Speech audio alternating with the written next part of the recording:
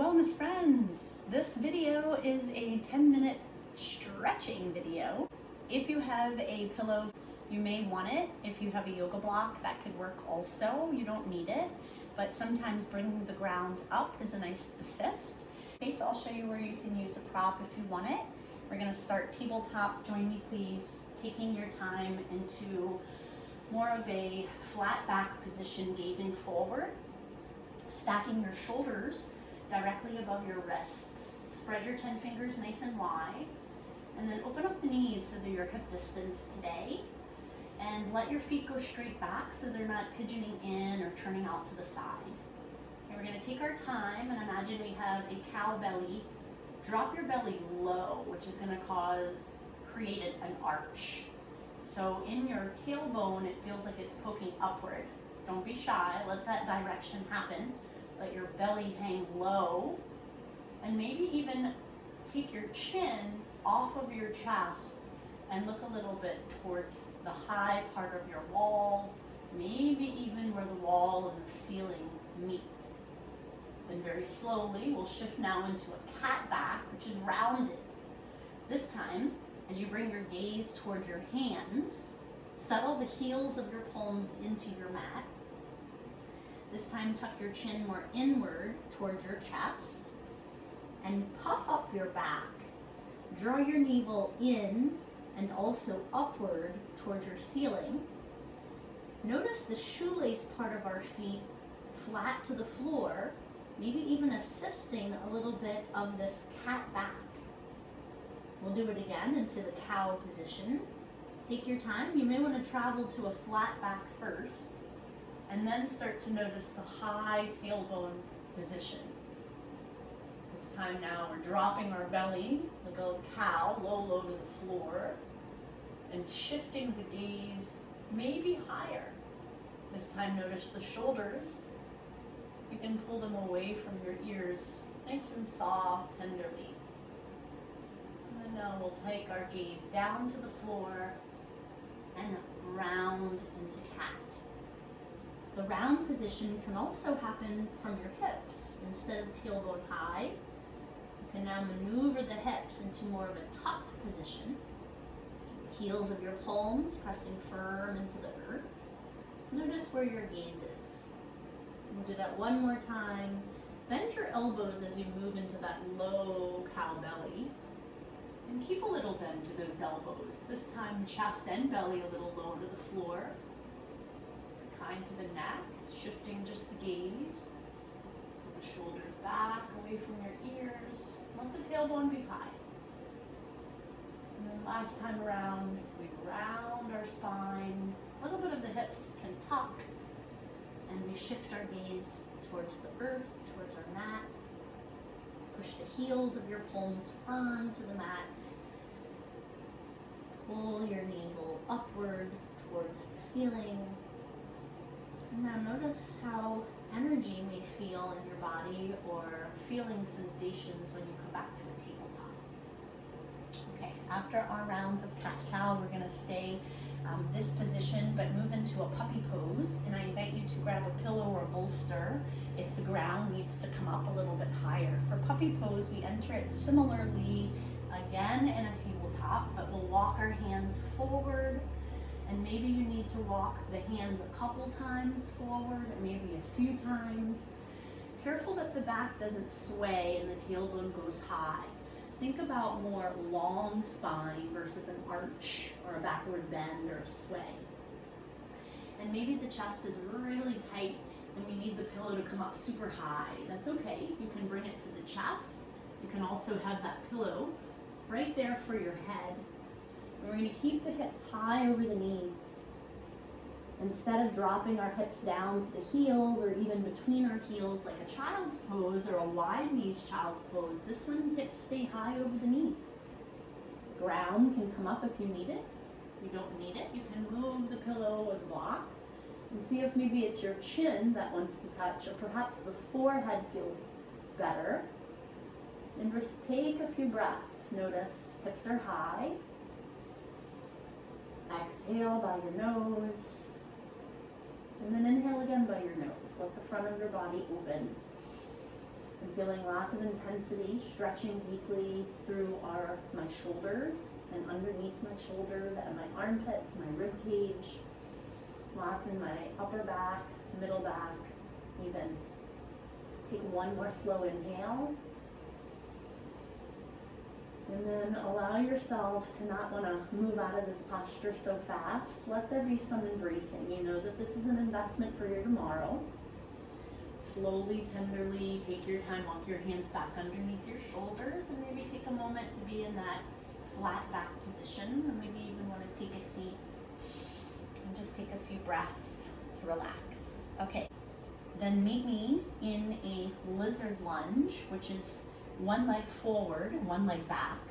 I'm going to come to my knees, and then I'm going to show you my left leg back and my right leg forward.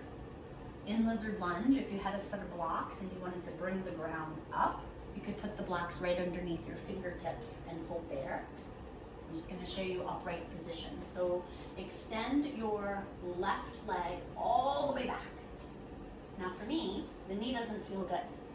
So an option would be to take the length of your yoga mat and put the knee on it, and put the shin on it, and the ankle bone too. Okay, when you stack your right foot, right knee needs to be over that ankle, roughly ankle versus the toe. Extend your back leg all the way back, as best as you can get it. All right, 10 breaths here. If you don't need your hands on the floor, you can put your hand on your knee. You can place both hands on the knees and push the chest away from your thigh. You'll feel deeper stretching in the hip. If you're down on the floor, holding, breathing, that's where you are. Remember, this investment today is worth it for tomorrow. Breathe. 10 breaths. That back leg is all the way back. I want you to notice your butt muscles. See if you can ask them to relax and soften. Okay, make room for these couple breaths here. Inhale through the nose, exhale through the mouth. If it's better for you to use your nose, inhale, exhale through the nose. If it's harder to breathe, exhale by your mouth. And then we'll slowly come out of this one.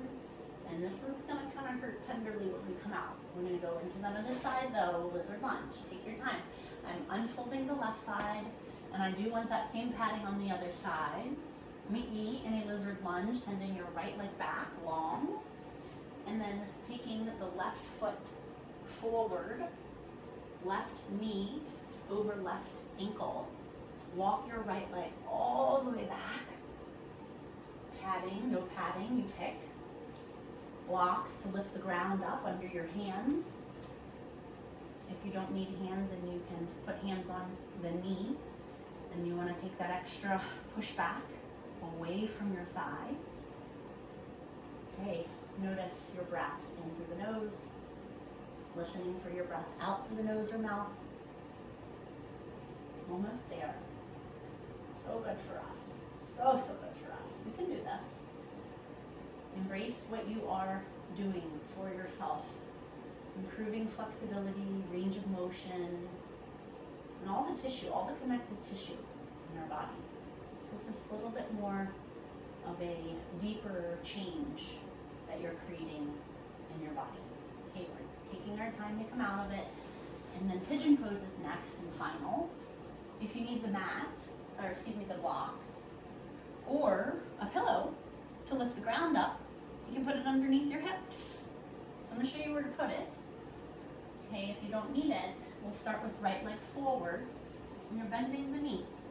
You're sending your left leg all the way back, and try and bring your hips to the floor. Okay, if hips don't touch the floor, then bring in your block or your pillow. And you can put the pillow underneath the right cheek, back of the right thigh. And this way your hips are a little bit more balanced, and you feel a little bit more even. Now if you don't need that pillow there, it's not helping you because you think you can get down towards the floor, then as long as your right knee's behind your right wrist, you could position that right shin anywhere you want it. For variations, there's wide pigeon, and the shin may be horizontal with the front of your mat one day. Try to keep the hips as even as possible so you're not tilting off of one. We want our hips to be grounded evenly. If you know that you can sleep your pigeon and come to elbows or forearms or all the way down, go ahead and find that variation for yourself now. Take a couple of slow breaths, acknowledging how your body feels today. And the self-awareness, the self-care, this attention and focus all towards you and your healing. Maybe it's tightness and you want it more open, or maybe it's really loose and you want things tighter, stronger. Okay, whatever it is that we each want. Let's plant that seed. Let's go get that thing that we are really wanting for ourselves, because we deserve it. Take your time coming out of the right, pigeon left. Tabletop your spine if you'd like. Coming to an all fours. And then when you're ready, extend right leg back and bring that left knee behind the left wrist. Pigeon. Square off those hips to the floor. Maybe this side is so different than the other side. Allow it. Instead of judging it the entire 10 breaths, just notice it and let it be that way. Now focus your breath on you. Instead of what isn't working, how about focus on what is working? What you can feel stretching deeply. This is a tolerable pain. This is not a red flag pain. We get out of that pain. That's not a good sensation. You don't fight through that. Remember that. Always allow yourself to have tolerable stretching sensations instead of red flags. Pad the knee if you need to. Give yourself lots of space for each side. They're different. Let's make room for a couple breaths here, acknowledging how your body feels in your hips, in your knees and ankles, in your low back, your pelvis. And then when you're ready, take your time to come to a seated position. You can extend your legs out in front of you or seated or crossed. And I wanted to thank you for making time for you, whether this is the first video and you're using it as a warm-up, or you've watched all the videos and you're using this to close your workout, to stretch things out. Thank you for taking care of yourself at this level. I'll see you for the next video. Take care, be well.